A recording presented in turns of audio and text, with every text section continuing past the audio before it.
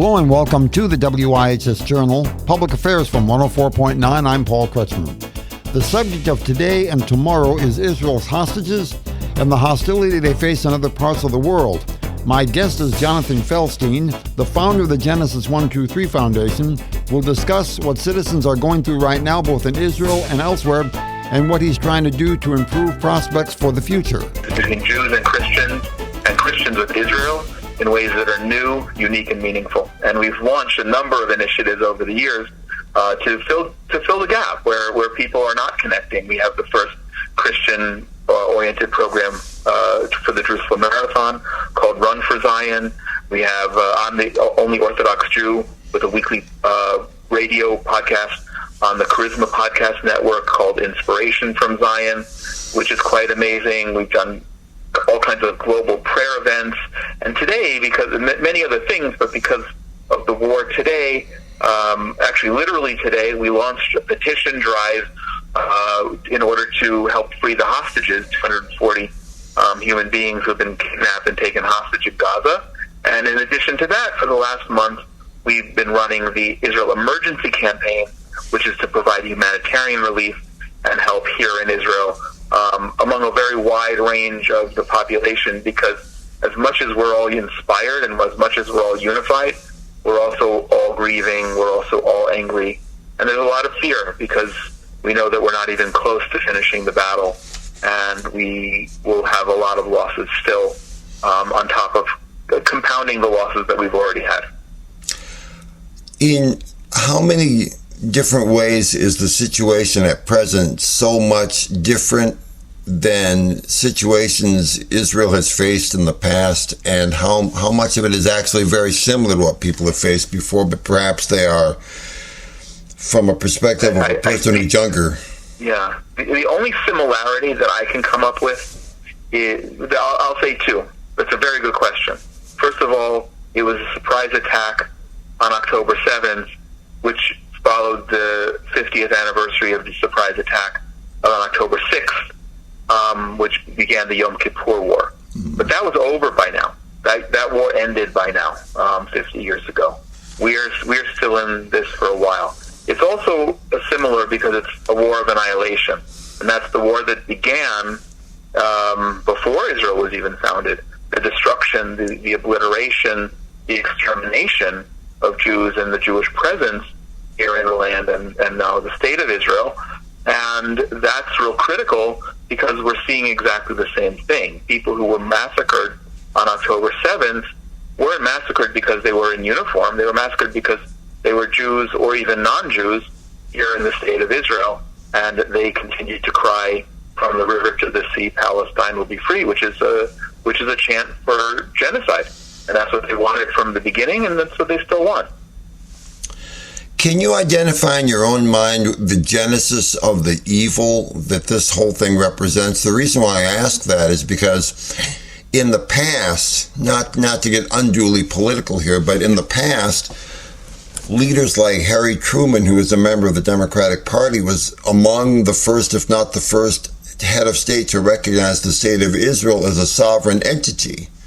And now in the 21st century, there are many members of the Democratic Party who are among those who are shouting the loudest for what they perceive as the genocide of Palestinian Muslims, not taking into account that it was people who are Muslim who launched this attack on Israel in the first place. So it's almost like calling the victim guilty for being a victim. That's 100% correct.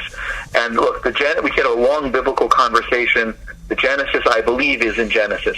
Goes back to Ishmael and those who have hijacked what Ishmael is or who he was, and the jealousy between brothers and God promising he was going to make a great nation of both brothers. But the covenant is between God and the Jewish people through Abraham, Isaac, and Jacob, not Ishmael and whoever his descendants were. That's the beginning. But in our modern day, it's all Islam. And that the head of the snake is Iran. There's no question about that. That's our policy toward Iran, mostly for the last 40 plus years, when I say our, I'm still speaking as an American, even though I'm also an Israeli citizen, has been misguided. We need to defeat the mullahs. We need to let the Iranian people take back their country for their well-being and for the well-being of the rest of the world. And the genesis is an Islam that despises Judaism and despises Christianity. Maybe there's a jealousy because we're the only people who actually worship and have a relationship with the creator of the universe. But it's a horrible situation that's biblical and showing its gross ugliness in our modern day. Is it unjustified in your view for the world to expect Israel to utilize stand-downs or humanitarian pauses, as Antony Blinken, the Secretary of State of the United States, has called for? If you put Israel up against its opponent and can say that one nation is sovereign and chooses to be as appropriate in its behavior on the one hand, while recognizing that what Hamas has done and is doing is far from appropriate because they're terrorists. Can you draw a parallel between those who are terrorists and those who act appropriate because they're a sovereign nation and understand what the rules of war are and what appropriate behavior by nations is? No, there's no parallel. It is completely not only unjustified; it's obscene. It's obscene, and Blinken, who saw the horrific pictures, and President Biden, who saw the horrific pictures, and John Kirby, who openly wept on live TV after seeing the images. They have to know that this is not Islam. This is not an enemy that you can negotiate with. The enemy that has to be defeated. And to call for a pause, which is it's like calling a pause is the new ceasefire. It's pasteurized the whole notion, but it's absurd. It's saying that Jewish lives don't matter. There's 1,400 people who were massacred here on the 14th and on the 7th of October, excuse me, and everyone who's lost their lives since and before. It doesn't matter. We have to be given the leeway to defeat this evil, and it's an evil that's going to. I was going to say it's not going to come around and bite the West in the butt. It's there. It's doing that, and it's coming from a perspective of this moral equivalence that everything is gray area. No, there's black and white. There's good and evil. And I don't know if in my lifetime, other than September 11th, that I've ever seen such vivid good and evil. And anyone who's on the right side needs to be on the right side. So when the Israeli ambassador to the United Nations responded with the rebuke that he did to the Secretary General of the United Nations, in your view then, and in the view of people you know, it was entirely appropriate what the ambassador said.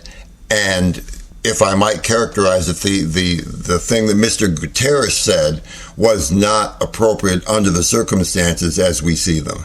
No, people. It was gross what the Secretary General of the United Nations would say. One would hope that a mature adult getting into the position of becoming the Secretary General of one of the largest world bodies that's supposed to be about bringing peace and coexistence and the nations living together would have a sense that there's no moral justification for anything that Hamas does or stands by, full stop.